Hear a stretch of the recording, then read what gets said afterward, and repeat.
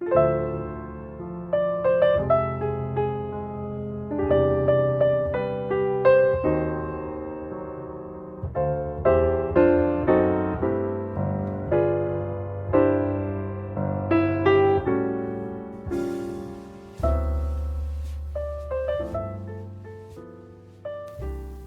Dax, minsan may mga desisyon tayong akala natin tama. Yung tipong buong tapang mong ipaglalaban kasi naniniwala kang worth it. Pero paano kung matapang ka nga at handa kang lumaban, pero sa bandang huli talo ka rin pala? Kuya Dax, tawagin mo na lang akong Ricky, 29 years old. At ito ang kwento ng naging laban ko para sa isang pag-ibig na sa huli pala, nalaman kong hindi pala para sa akin. Simple lang ako. Typical na office guy na laging nakapolo at slacks. Tahimik lang ako sa opisina. Pero deep inside, ang dami kong itinatago. Kasi isa akong closeted. Kaya sanay akong itago yung totoo kong naramdaman. Lalo na't may girlfriend ako na pangalanan na lang nating Grace. Si Grace ay 27 years old na. Sasabi ko na mabait siya, maganda at laging supportive. Yung tipo ng girlfriend na proud kang dalhin kahit saan. Pero kahit girlfriend ko na siya, ramdam kong hindi ko na siya kayang mahalin sa paraang deserve niya. Tapos dumating pa sa buhay ko si Daryl. Kaopisina ko siya, 28, maputi, linang katawan, at masasabi kong tipo kong lalaki. Sa opisina, siya yung taong hindi mo namamalayan na dumadaan ng oras kapag kasama mo.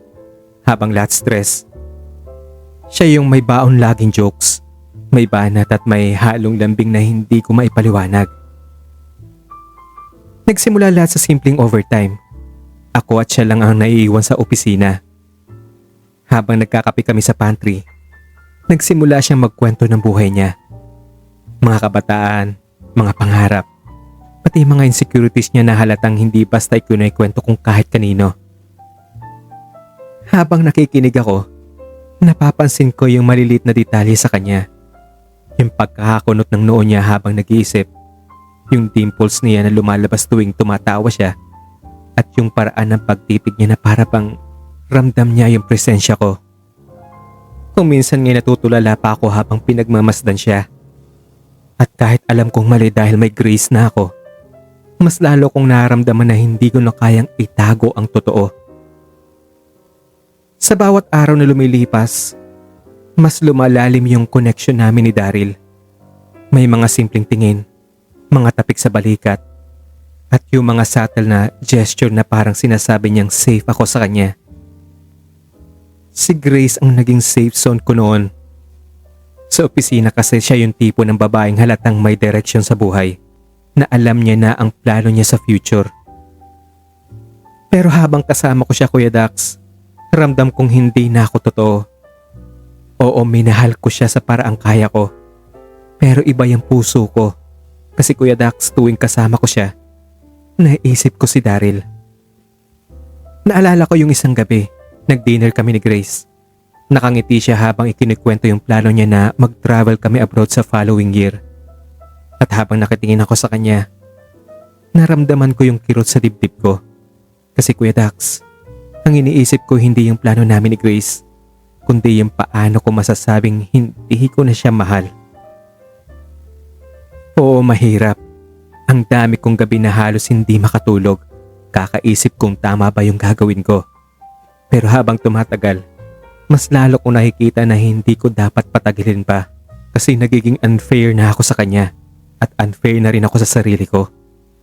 Kaya nabuo ang desisyon kong tapusin ang lahat sa amin ni Grace. Isang gabi kinausap ko siya, nakaupo kami sa park. Habang hawak niya yung kamay ko, ramdam kong kumakabog yung dibdib ko ng malakas. Doon ko sinabi na hindi ko na kayang ituloy yung relasyon namin.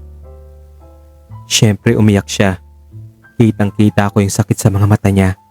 At ako halos madurog habang pinapanood siyang nagtataka kung bakit. Pero wala akong lakas ng loob ipaliwanag ang buong katotohanan. Hindi ko kayang sabihin lalaki ang dahilan. Ang kaya ko lang sabihin ay, hindi na ako deserving para sa'yo. Hindi na kita kayang lukuhin pa. It's not you. It's me. Nang gabing yun, umuwi ako na mag-isa. At habang naglalakad ako, ramdam ko yung bigat. Pero kasabay nun may kakaibang tapang. Kasi sa isip ko, ginawa ko na yung unang hakbang para ipaglaban yung nararamdaman ko kay Daryl. At sa wakas, pinili ko ng maging totoo. Pinili kong mahalin yung taong sa tingin ko kaya kong ipaglaban hanggang dulo. Matapos kong pakawalan si Grace, mas lalo akong naging determinado.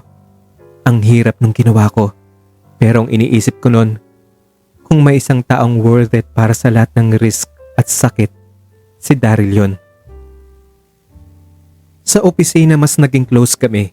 Madalas kami magkasabay sa lunch, nagkakape pagkatapos ng meeting, at kahit simpleng lakad papuntang sakayan, mas naging espesyal para sa akin.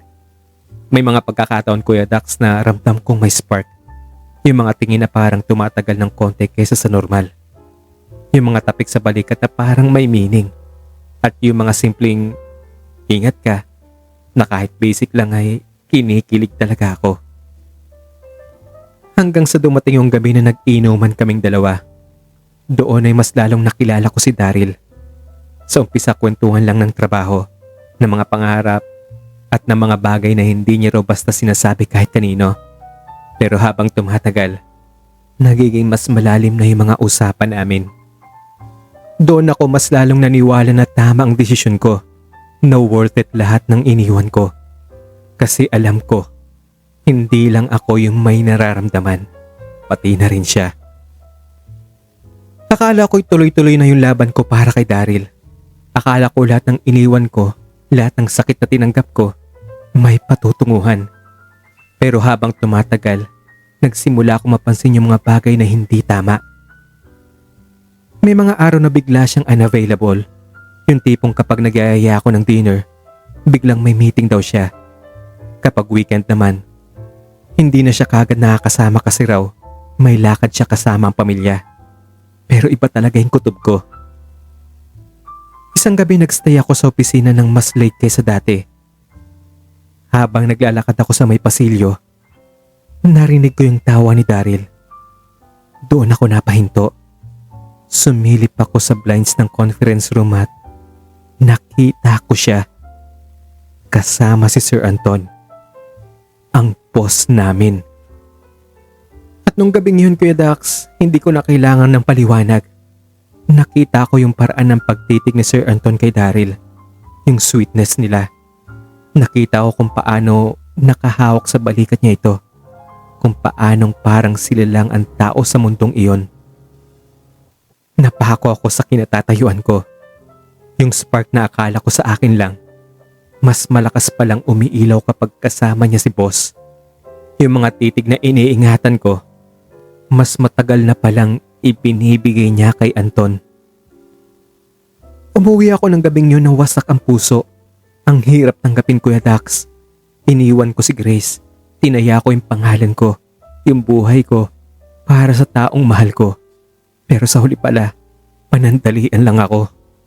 At ang mas masakit pa, kahit nasasaktan na ako sa nalaman ko, mahal ko pa rin siya, Kuya Dax.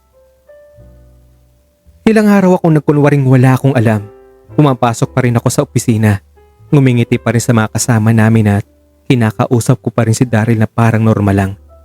Pero sa loob ko, bawat titig sa kanya, ramdam ko na may tinatago siyang hindi ko na kayang ipagwalang bahala.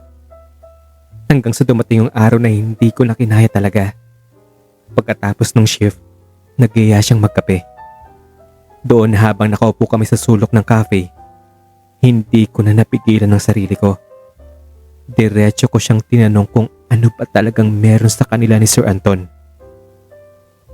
Kuya Dax, hindi kaagad siya nakapagsalita. Nakatingin lang siya sa tasa ng kape niya na parang naghahanap ng tamang sagot. Tahimik lang ako at naghihintay na magkagaling sa kanyang katotohanan hanggang sa sinabi niya ng pabulong na at tama ka nang iniisip. Matagal na kami bago ko pa man dumating sa buhay ko. Para akong pinagsakluban ng langit at lupa. Sa loob-loob ko, nagbabaka sakali pa akong mali lang ako ng kutob. na baka exaggerated lang imagination ko. Pero nang siya na mismong umamin, dun ko naramdaman yung saksak sa dibdib ko. Sinubukan niyang ipaliwanag na matagal na silang may relasyon ni Sir Anton, na hindi niya raw intensyon na paasahin ako, na nadala lang siya ng samahan naming dalawa. Pero Kuya Dax, kahit anong paliwanag ibigay niya sa akin, wala na talaga. Kasi sa dulo, ako pa rin yung pinili niyang gawing tanga. Pinipigilan ko ang luha ko habang pinapanood siyang nahihirapang magsalita, Kuya Dax. Masakit sobra kasi lahat ng iniwan ko, lahat ng tinaya ko, nauwi lang sa pagiging side character sa kwento nilang dalawa. Pagkatapos ng gabi ng pag-amin ni Daryl, para akong nawalan ng lakas mabuhay. Hindi ko alam kung paano ko umpisa ng bawat araw. Pumapasok ako sa opisina na parang multo. Nakaupo lang sa desk, nakatingin sa monitor, pero wala talagang pumapasok sa isip ko. At ang mas mahirap pa, nandun pa rin sila. Nakikita ko pa rin si Daryl sa kabilang cubicle. Nakakasalubong ko pa rin si Sir Anton sa hallway. At kahit anong pilit kong iwasan sila, kita pa rin sa mga mata nila yung koneksyon na hindi nila kayang itago. Yung mga simpleng tinginan, yung mga ngiti na hindi naman para sa akin. Lahat ng yon, parang kutsilyong paulit-ulit na bumabaon sa puso ko.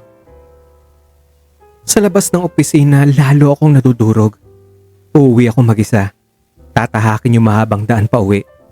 At dun ko lang ilalabas yung lahat. May mga gabi na sabay bumubuhos ang ulan at luha ko. Yung tipong hindi mo na alam kung alin ang ulan at alin ang luha mo. Kaya Dax, hindi ko gets kung bakit ganito. Bakit ako pa yung naglakas loob? Ako pa yung nagdesisyong maging totoo. Pero ako rin pala yung masasaktan ng sobra sa huli. Sa huli ay natutunan kong hindi lahat ng ipinaglalaban ay may makukuha ka. Hindi lahat ng tapang na maging totoo sa sarili ay winner ka. Kasi minsan, kahit buong puso mong ibinigay ang lahat, hindi ibig sabihin nun ay masusuklian ka ng naayon sa gusto mo.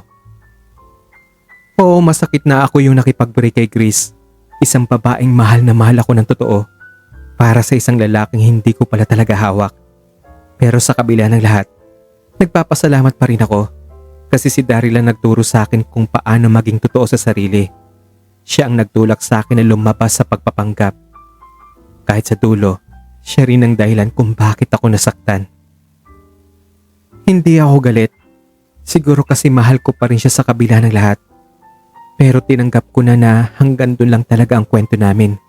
Hindi ako ang bida. Ako lang ang side character sa love story nila ni Sir Anton.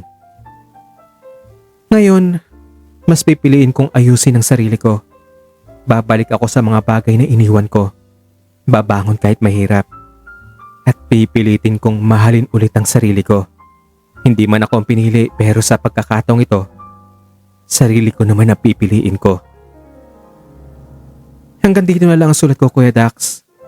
Maraming salamat po sa pagbibigay ng boses sa isang katulad kong minsang nagmahal, ipinaglaban ng idinidikta ng puso pero hindi pinili ng taong pinili niya. Ako si Ricky at ito ang true confession ko.